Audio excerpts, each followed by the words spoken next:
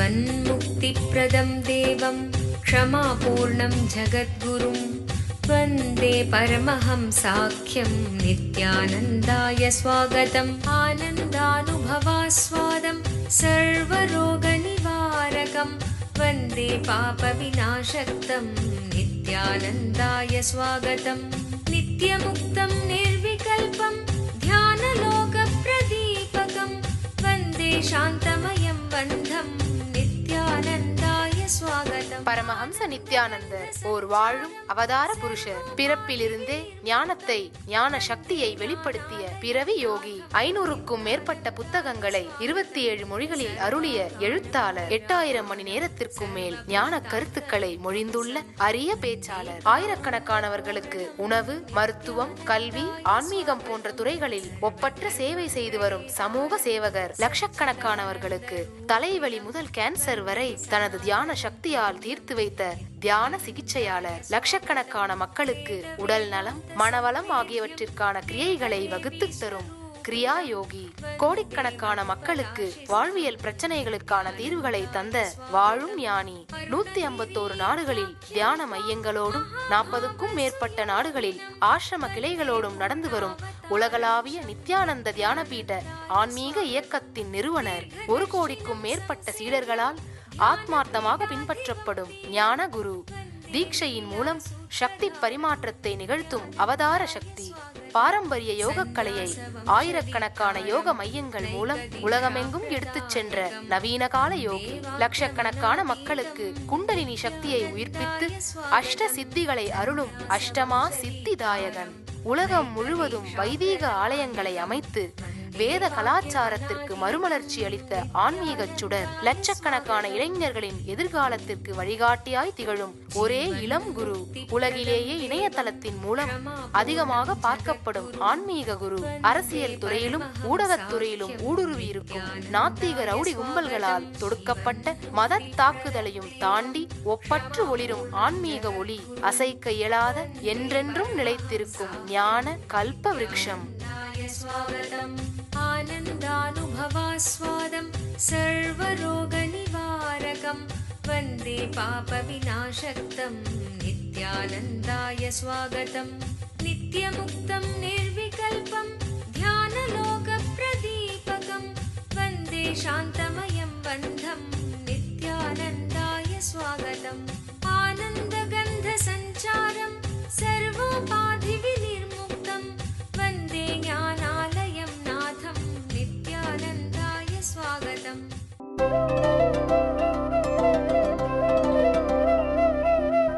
நம்முடைய வாழ்க்கையின் போக்கை ஆழ்ந்து பார்த்தீர்களானால் ஏக்க மன அமைப்பு தான் அடித்தளமா இருக்கும். அதனாலதான் வாழ்க்கையில என்ன நடந்தாலும் அந்த ஏக்கம்ங்கிற மன அமைப்பு நம்மை ஒரு வெறுமையிலேயே வைத்திருக்கின்றது. நல்லா புரிஞ்சுக்குங்க. ரொம்ப அழகா ராமகிருஷ்ணர் சொல்வாரு, இந்த மேற்கு வங்காளத்துல, வெஸ்ட் பெங்கால்ல பேய் ஓட்டுறதுக்காக கடுகை உபயோகிப்பார்களாம். கடுகை தெளித்து பேய் ஓட்டுவார்களாம். ராமகிருஷ்ணன் சொல்றாரு, சில புத்திசாலி பேய்கள் அந்த கடுகுக்குள்ளேயே பூந்துருமா. அதாவது பத்திரிகை துறைங்கிற ஊடகத்தை வைத்துதான் சமூகத்தில் இருக்க பல ராட்சசத்தன்மையை அழிக்கணுமா. சில ராட்சசனுங்க மீடியாக்குள்ளேயே பூந்துறானுங்க. அந்த மாதிரிதான் ராமகிருஷ்ணன் ரொம்ப அழகா சொல்வாரு. எப்படி கடுகுக்குள்ளே பேய் புகுந்து விட்டால் அதை விரட்ட முடியாதோ, அதே மாதிரி உங்கள் மனதை வைத்துத்தான் நீங்கள் வாழ்க்கையிலே நிம்மதியை, அமைதியை உணர்ந்தாக வேண்டும். ஆனால் அந்த மனத்துக்குள்ளேயே இந்த ஏக்கத்தன்மை என்கின்ற மன அமைப்பு சென்று சேர்ந்து விடுமானால் வாழ்க்கை நாசமானது. இந்த ஏக்கத்தன்மைங்கிற மன அமைப்பு உள்ள போய் செட்டில் ஆகிறதுக்கு காரணமேங்கய்யா கர்மம். செய்கின்ற செயல்களிலே முழுமையாக ஈடுபடாத தன்மை, கர்மத்தின் எச்சமாக வந்த வினை. கர்மத்துக்கு இன்னொரு விளக்கம், உங்கள் செயலாலோ சொல்லாலோ அல்லது சமூகம் உங்களுக்கு கொடுத்த படிப்பினைகளாலோ உங்களுக்குள் சென்று அமர்ந்து கொண்டு உங்களை மீண்டும் மீண்டும் அதே செயலை செய்ய தூண்டுகின்ற மன அமைப்புக்கு கர்மம்னு பேர். அந்த செயலை செய்வது உங்கள் வாழ்க்கையினுடைய நோக்கத்திற்கு சரிவராதுன்னு தெரிந்தாலும் அதே செயலை மீண்டும் மீண்டும் உங்களை செய்ய வைக்கின்ற மன அமைப்பிற்கு கர்மம்னு பேர். சமூகம் உங்களுக்கு சில கருத்துக்களை சொல்லித் தருகிறது, சிலவற்றை திணித்து விடுகின்றது. சின்ன வயசுலேயே தெரிந்தோ தெரியாமலோ அறிந்தோ அறியாமலோ உங்களுக்குள் சில கருத்துக்களை திணித்து விடுகின்றது. ஒரு சின்ன உதாரணம், நாம எல்லாருமே பார்த்தீங்கன்னா இயற்கையினால் பிறப்பினாலேயே அன்பும் கருணையும் வாய்ந்தவர்கள். ஒரு குழந்தை பார்த்தீங்கன்னா இன்னொரு குழந்தை அடிபட்டதை பார்த்தால் தானே அடிபட்டது போல் உணரும்.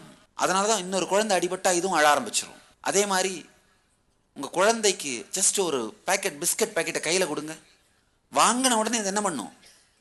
வெளியில் போய் சுற்றி பக்கத்து வீட்டு குழந்தைங்க, அண்ணன் தம்பி எல்லாரையும் ஒன்றா சேர்த்தணும், ஆளுக்கு ஒன்று கொடுத்து சாப்பிட ஆரம்பிக்கும். ஆனால் நீங்கள் என்ன பண்ணுவீங்க? கையில் கொடுத்த உடனே, ஏய் எங்கே ஓடுற, இங்கேயே உட்காரு, இப்படியே சாப்பிடு, கவரை குப்பத்தட்டில் போட்டு வாயை தொடச்சிக்கிட்டு நல்ல பிள்ளையாட்டு வெளியில் போ. அது கரெக்டாக என்ன பண்ணுது? இந்த பழக்கத்தை கற்றுட்டு சம்பாதிக்க ஆரம்பித்த உடனே தானே தின்னுட்டு உங்களை கரெக்டாக ஓல்டேஜ் ஹோம் அமைச்சிருது. நீங்கள் முதியோர் இல்லத்தில் இருப்பதற்கு வேறு யாரும் காரணம் என்று நினைக்காதீர்கள். நாம் தாங்க பொறுப்பு, வேற யாரும் பொறுப்பு இல்லை. அடிப்படையான இயற்கையாகவே பொங்குகின்ற கருணையை தடுத்து வேறொரு மன அமைப்பை உருவாக்கியது யார்? நாம தான். இந்த புயல் நிவாரண பணிக்கு போகும் பொழுது எங்களுடைய வாலண்டியர்ஸ், தன்னார்வ தொண்டர்கள் அத்தனை பேருக்கும் சாமி சொன்ன ஒரே செய்தி இதுதான். நம்ம எல்லாருக்குள்ளேயுமே அடிப்படையாகவே கருணைங்கிறது நம்முடைய குணம். அது ரோட்ல ஒருத்தர் அடிபட்டு இருந்தா கூட, ஆக்சிடென்ட் ஆயிருந்தா கூட, முதல்ல நம்ம மனசு என்ன பண்ணணும்னா நம்மளை அந்த இடத்துல வச்சு பார்க்கும். அதான் நம்முடைய பழக்கம். ஆனா சமூகம் கொடுத்த மனசு உடனே மேல இருந்து என்ன பண்ணும்? நம்ம இயற்கை மனசு முதல்ல நம்மளை அங்க வச்சு பார்க்கும். ஐயோ நாம அங்க இருந்தா எவ்வளவு துக்கம், நம்மளால ஆனதை உடனே பண்ணணும்பா அப்படின்னு. ஆனா சமூகம் கொடுத்த மனசு உடனே என்ன வந்து என்ன பண்ணும்? ஏய் உனக்கு ஆஃபீஸுக்கு டைம் ஆச்சு, வேற வேலை இல்லை, இப்போ நீ தூக்கிட்டு போய் ஒரு ஹாஸ்பிட்டலில் சேர்த்தானா போலீஸு கோர்ட்டுன்னு அலைய வேண்டியிருக்கும், உனக்கு அதுக்கெல்லாம் டைம் இருக்கா? உனக்கு இருக்கிற பிரச்சனை போதாதா? இது சமூகம் கொடுத்த மனம். இயற்கையான உணர்வு வேறு, சமூகம் கொடுத்த மனம் வேறு. இந்த சமூகம் கொடுத்த மனம் படிப்பினை, பாடங்கள், எண்ண ஓட்டங்கள் பார்த்தீங்கன்னா பல நேரத்தில் உங்களை மீறி உங்களை முடிவெடுக்க வைக்கும். இதுதான் கர்மம்னு சொல்றேன். இந்த சமூகம் கொடுத்த மனம், சமூகம் கொடுத்த சம்ஸ்கார பதிவுகள், அதுதான் கர்மம். இந்த நிவாரண பணிக்கு போனப்போ நம்முடைய தன்னார்வ தொண்டர்களுக்கு சாமி ஒன்னே ஒண்ணுதான் சொன்னேன். ஐயா, இப்ப நாம செய்யற நிவாரண பணியினால புயலால பாதிக்கப்பட்ட எல்லாருக்கும் நிவாரணம் கொடுத்துட முடியாது. அங்க பாதிப்பு 3000 கோடி. நாம செலவு பண்ண போறது வெறும் 96 லட்சம். யானைக்கு சோளப்பொறி கூட அல்ல. யானை பசிக்கு சோளப்பொறி போடுறதுக்கு கூட இது சமம் கிடையாது. சோளப்பொரியோட ஸ்மெல்ல போடுறதுக்கு தான் சமம். இந்த நிவாரண பணியும் மொத்த பேருக்கு நிவாரணம் கொடுத்துட முடியுன்றதுக்காக இல்லை. ஆனா இந்த செயல் மூலமாக நமக்கு அந்த இன்ஸ்டிங்க்டா பொங்குற அந்த கருணையையும், கம்பேஷன், இந்த கருணையையும் அன்பையும் பட்டை தீட்டி கொள்ளுகிறோம். அவ்வளவுதான். நல்ல ஆழமா புரிஞ்சுங்க. அங்க துக்கத்தை பார்த்த உடனே நம்ம எல்லாருக்கும் பொங்கும் ஒரு கருணை. ஐயோ, நம்மள அந்த சூழ்நிலையில வச்சு பார்த்து ஐயோ அப்படின்னு பொங்குது இல்லையா அந்த கருணை. அந்த கருணைய இந்த சமூகம் கொடுத்த மனசு அழிச்சிராம, இந்த கருணை நமக்குள்ள உயிரோட இருக்கிறதுக்காக சில செயல்களை செய்வது. சில செயலை செய்யும் பொழுது அந்த கருணை உயிரோட நமக்குள்ள இருக்கும். அதுக்காக தான் இந்த நிவாரணத்தை செஞ்சோம். சக்தி வாய்ந்த சிவஸ்தலமான திருவண்ணாமலை நித்யானந்த தியான பீடத்தில் பிப்ரவரி 20ஆம் தேதி 2012 அன்று மகா சிவராத்திரி பெருவிழா. கல்வியின் வடிவமான பிரம்மாவிற்கும் செல்வத்தின் வடிவமான விஷ்ணுவிற்கும் கூட எட்டாத அருட்பெரும் ஜோதியாக ஈசன் வெளிப்பட்ட இடம் திருவண்ணாமலை. வெளிப்பட்ட நாள் சிவராத்திரி. அதே நன்னாளில் அதே ஸ்தலத்தில் வாழும் அவதார புருஷருடன் சிவகுண்டலினி தியானத்தில் மூழ்க வாருங்கள். சிவராத்திரி தின சிறப்பு நிகழ்ச்சிகள். வாழும் ஞானி பரமஹம்ச நித்யானந்தர் வழங்கும் சிவராத்திரி தின சிறப்பு தியான சத்சங்கம். சக்தி வாய்ந்த சிவகுண்டலினி தியானம். பிணிகளை எல்லாம் தீர்க்கும் பெரும் சக்தி வாய்ந்த மகா ருத்ராபிஷேகம் நடைபெறவிருக்கிறது. மேலும் சிவராத்திரி தினத்தன்று எண்ணங்களை நிஜமாக்குவதற்கான சக்தியை தரும் கல்பத்தரு முழுநாள் தியான முகாம் நடைபெறவிருக்கிறது. பரமஹம்சர் ஒவ்வொருவருக்கும் சக்தி தரிசனமும் தீட்சையும் அளிக்கின்றார். இந்த மகா சிவராத்திரி பெருவிழாவில் கலந்து கொண்டு சிவபெருமானின் அருளையும் பரமஹம்சரின் ஆசீர்வாதத்தையும் பெற அனைவரும் வருக. நடைபெறும் இடம் நித்யானந்த தியானபீடம், கிரிவலப்பாதை, திருவண்ணாமலை. தொலைபேசி எண்கள் 7200003311, 7200003322. எங்களுக்குள்ள பொங்குற அந்த சின்ன கருணைய சமூக மனம் அழித்து விடாமல் எங்களால் ஆன செயலை செய்வதன் மூலமாக அந்த கருணையை ஆழமாக்கிக் கொள்வது. நல்லா புரிஞ்சுக்கோங்கயா. கருணை, அன்புங்கிற அந்த உயர் உணர்வுகளை சேர்த்து வச்சிங்கன்னா அந்த உயர் உணர்வுகள் சொத்து மாதிரி. எப்படின்னா, வாழ்க்கையில பெரிய பெரிய பிரச்சனைகள் வந்து வாழ்க்கை நம்மளை தாக்கும் பொழுது, இப்ப எப்படி கார்ல போகும்பொழுது ரோட்ல இருக்கிற மேடு பள்ளங்கள், அதுல ஏற்படுற அதிர்வுகள் நம்மளை முழுசா தாக்காம அந்த பஃபர் ஸ்பிரிங் நம்மளை காப்பாத்துதோ, பஃபர் ஸ்பிரிங்னு கார்ல இருக்கும், ஷாக் அப்சார்பர்னு சொல்லுவோம். ரோட்ல ஏற்படுற எல்லா ஷாக்கும் நம்ம உடம்ப பாதிக்காம ஷாக் அப்சார்பர் காப்பாத்துற மாதிரி வாழ்க்கையின் மிக மோசமான துக்கமான நேரங்கள் வாழ்க்கை நம்மை தாக்கும் பொழுது நிலை குலைந்து போக மாட்டோம். பொறுமையோடும் அமைதியோடும் இருப்போம். நான் ஒன்றும் 1000 போர் கண்டவன் அல்ல, தண்டவாளத்தில் தலை வைத்து படுத்ததாக பெருமை சொல்லிக் கொள்ளவில்லை. போராளி இல்ல இனத்துக்காக உயிர் கொடுத்தவர்கள் அப்படின்லாம் சொல்லிக்கல. அந்த மாதிரியான பேக்ரவுண்டும் கிடையாது. கருணை, அன்பு என்கின்ற உணர்வுகள் நம்முடைய வாழ்க்கையில் சேர்த்து வைக்கப்படுமானால், நமக்குள் உயிரோடு வைத்திருக்கப்படுமானால், வாழ்க்கையின் மோசமான நேரங்களில் தரையில ஏற்படுற அதிர்வுகள் நம்மை தாக்காமல் ஷாக் அப்சார்பர் கார்ல நம்மளை காப்பாத்துற மாதிரி இந்த உணர்வுகள், வாழ்க்கையின் மோசமான அதிர்வுகள் நம்மை தாக்காமல் நம்மை காப்பாற்றும். இதத்தான் ரொம்ப அழகா மகாபாரதத்திலே கர்ணனுடைய கடைசி வினாடிகளிலே காட்டுவார்கள். அதாவது அர்ஜுனனுடைய அம்புகள் எல்லாம் மாலையாக போய் கர்ணன் மீது விழுந்ததாக. அது ஒரு உருவகம். உண்மையில் என்னன்னா, கருணைங்கிற ஒரு பெரிய உணர்வு இருக்குமானால் வாழ்க்கையின் துயரமான மோசமான நேரங்களில் நம்மை காக்கின்ற ஒரு ஷாக் அப்சார்பர் மாதிரி நம்மை அமைதியிலும் தடுமாறாத உணர்விலும் நிலையாக வைத்திருக்கும். சமூகம் நம்மீது திணிக்கின்ற மன அமைப்பு கர்மம்.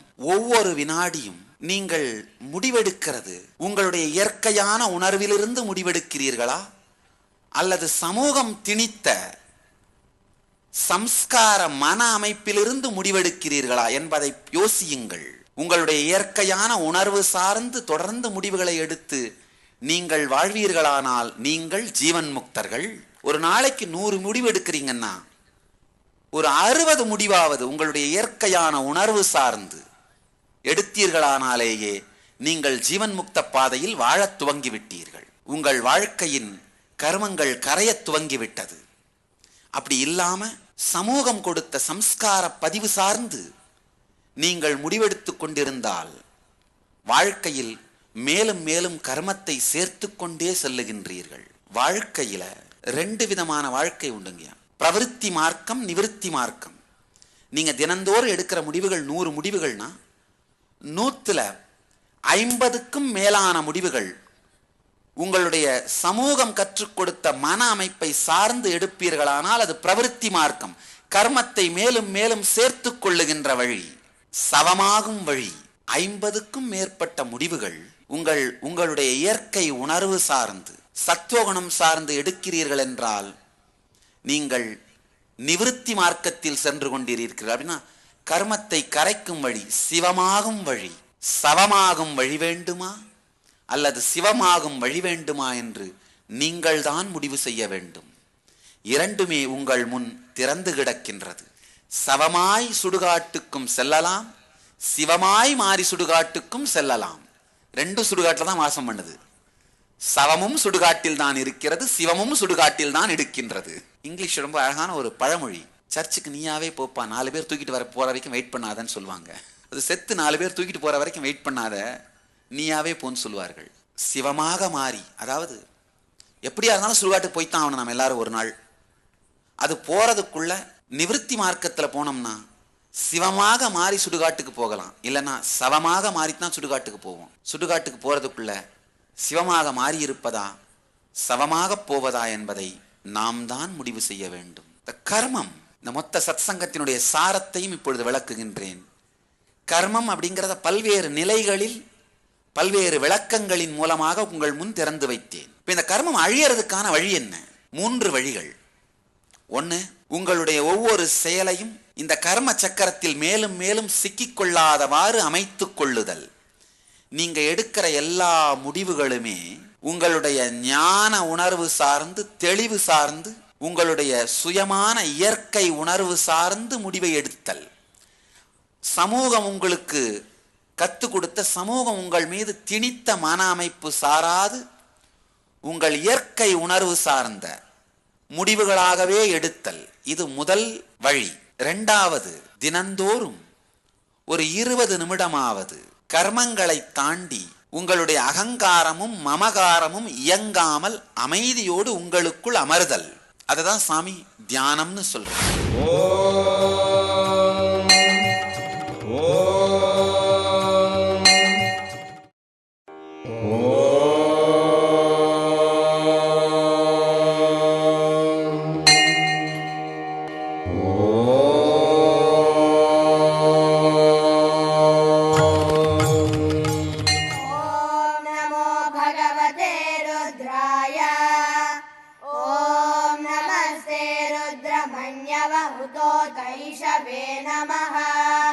नमस्ते अस्तु धन्वने बाहुभ्यामुतते नमः।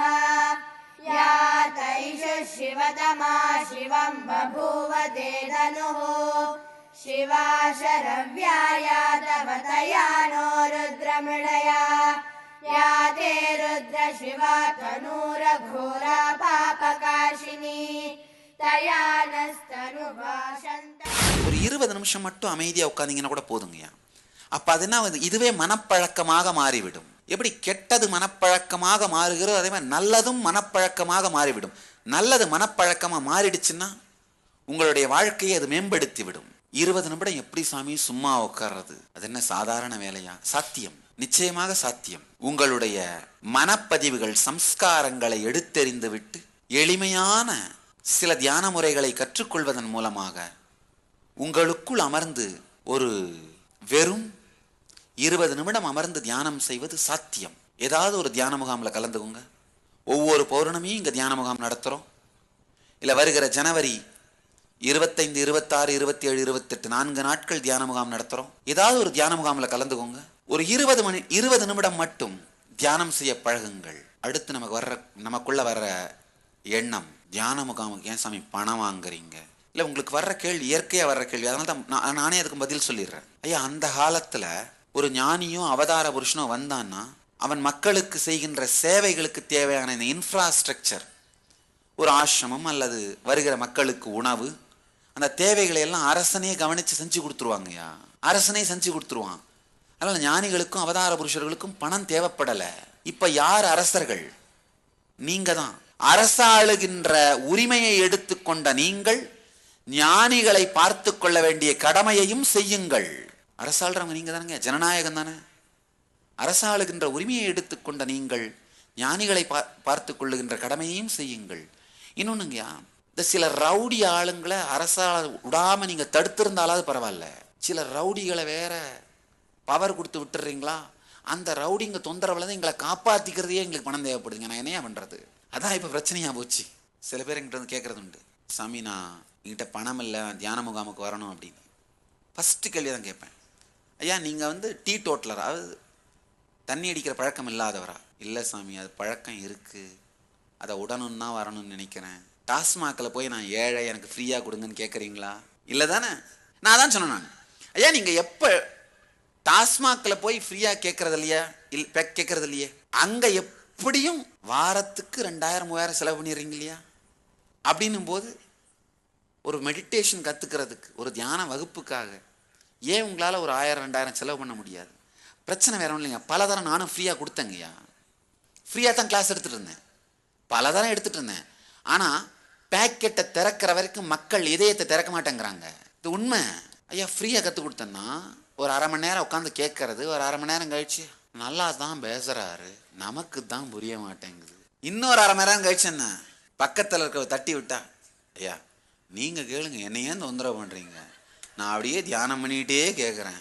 ஆனால் ஒன்றும் இல்லைங்க, ஒரே ஒரு 500 ரூபாயை கட்டிட்டாங்கன்னா என்ன பண்ணுறாங்க, பணம் கட்டிட்டோம், பர்ஃபெக்டாக நிமிர்ந்து உட்காந்து என்ன பண்ணுறாங்க, கிளாஸை கம்ப்ளீட்டாக அட்டன் பண்ணிடுறாங்க. நான் பலதரம் பார்த்துட்டேன். அப்புறம் தான் முடியும், ஓ மக்களுக்கு இந்த லாங்குவேஜில் தான் பேசணும் போல். உண்மையிலேயே ஏழைகள் தேவைன்னா நான் பல புக்ஸில் பிரிண்ட் பண்ணி விட்டுருக்கேன். எல்லா தியான முறைகளையுமே புக்ஸாக பப்ளிஷ் பண்ணிட்டேங்கய்யா. ஆனால் அதை படிச்சுலாம் யாரும் பண்ணுறதில்ல. ஏழ்மையெல்லாம் ஒரு காரணமே கிடையாதுங்கய்யா. இது தியானத்திலிருந்து நம்மை தள்ளி வைத்துக் கொள்வதற்கு நாமே நமக்கு சொல்லிக் கொள்கிற நொண்டி நொண்டி சாக்கு. நொண்டி சாக்கு கூட அல்ல, நொண்டி சாக்கை சொல்வதற்கும் நொண்டுகின்ற நொண்டி சாக்கு. ஒரு செயலை செய்வதற்காக தள்ளி போட வேண்டும் என்கின்ற நினைவு எண்ணம் வந்து விட்டால் ஏதாவது ஒன்று சொல்லிகிட்டே இருப்போம் பாருங்க. அந்த மாதிரி மன அமைப்பு தான் இது. ஏதாவது ஒரு விதத்தில் தியானத்தை பழகுங்கள். ஒரு 20 நிமிடம் உங்களுக்குள் அமர்ந்திருக்க கற்றுக்கொள்ளுங்கள். இது உங்கள் வாழ்க்கைக்கு நீங்கள் செலவு செய்யும் நேரம். 3வது வழி தீட்சை. தீட்சை அப்படிங்கிறது ஒரு ஞானியினுடைய சாநித்தியத்தில் அமர்ந்து ஆழ்ந்த அமைதியோடு அமர்ந்திருப்பது. அவருக்குள் பொங்குகின்ற அந்த சக்தி பரிமாணம் நமக்குள்ளும் நடப்பதற்கு அனுமதிப்பது. ஆழ்ந்த அந்த பெற்றுக்கொள்ளுகின்ற உணர்வோடு, ரிசிப்டிவ் மூடுன்னு சொல்வோம், அகங்காரம் இல்லாது மூட பகுத்தறிவு, திராவிட பாரம்பரியம், தெய்வீக பாரம்பரியம், அப்பரும் ஞானசம்பந்தரும் சுந்தரரும் மாணிக்கவாசகரும் அவ்வையும் ஆண்டாளும் பிறந்த ஞான கர்ப்பம் என் தமிழ்த்தாயின் கர்ப்பம். 60 ஆண்டு நாத்திக மூடர்களால் என் தமிழ்த்தாயை மலடியாக்க முடியாது என்பதை நிரூபிக்கவே வந்து பிறந்தேன். திருவண்ணாமலை நித்யானந்த தியானபீடத்தில் பிப்ரவரி 20, 2012 மகா சிவராத்திரி திருநாளன்று கல்பத்தரு முழுநாள் தியான அனுபவ முகாம். உங்களின் எண்ணங்களை நிஜமாக்குவதற்கான சக்தியை தரும் ஒரு நாள் தியான அனுபவ முகாம். மகா சிவராத்திரி திருநாளன்று கல்பத்தருவில் வாழும் ஞானியிடமிருந்து பெறும் தீட்சை உடலிற்கு ஆரோக்கியத்தை அளித்து மனதிற்கு தெளிவை அளித்து உங்களுக்குள் இருக்கும் குண்டலினி சக்தியை உயிர்ப்பித்து உங்கள் வாழ்வில் எல்லா வளங்களையும் அருள்கிறது. கல்பத்தரு தியான முகாம் நடைபெறும் இடம் நித்யானந்த தியானபீடம், கிரிவலப்பாதை, திருவண்ணாமலை. தொலைபேசி எண்கள் 7200003311 7200003322. இத்தனை கோடி பணபலம், ரவுடி பலம், அரசியல் பலம், இந்த எல்லா பலத்தை கொண்டு இந்த மூடர்கள் தாக்கினாலும் வெறும் ஆன்மீக பலத்தால் இவர்களை எதிர்த்து நின்று வென்றோம். 60 ஆண்டு பாரம்பரியம் இவர்கள், 60,000 ஆண்டு பாரம்பரியம் நான். அகங்காரத்தில் சொல்லவில்லை அன்பர்களே. ஒரு டாக்டர் தன்னை டாக்டர்னு சொல்லுகிறது அகங்காரம் இல்லை, அறிமுகம். அகங்காரத்தில் சொல்லவில்லை, அறிமுகத்திற்காக சொல்லுகின்றேன். இவர்களைப் போல் எத்தனையோ பேரை எத்தனையோ 1000 ஆண்டுகளாக பார்த்து விட்டோம் நாங்கள்.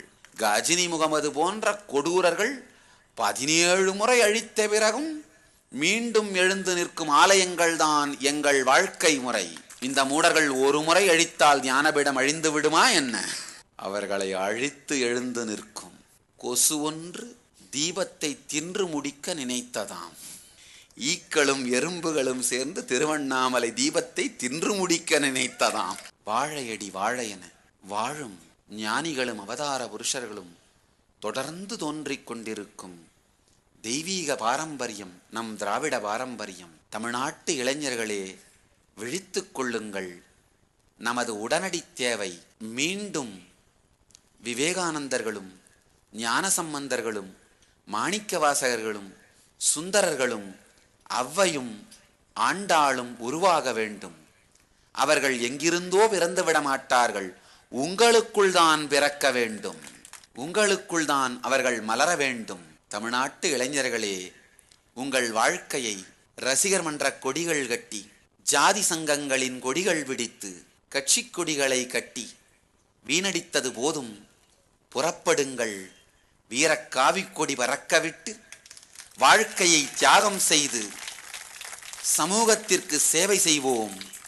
ஆன்மீக முதுகெலும்பை நம்பிய சமூகங்கள் அழியவே இல்லை. உங்கள் எல்லோரையும் நித்யானந்தத்தில் நிறைந்து, நித்யானந்தத்தில் மலர்ந்து, நித்யானந்தத்தில் கரைந்து, நித்யானந்தமாகிட ஆசீர்வதிக்கின்றேன். நன்றி. ஆனந்தமாக இருங்கள். நித்யானந்த தியானபீடம், நித்யானந்தபுரி ஆஃப் மைசூர் ரோடு, விடுதி, பெங்களூர். 9742203311 08027202084.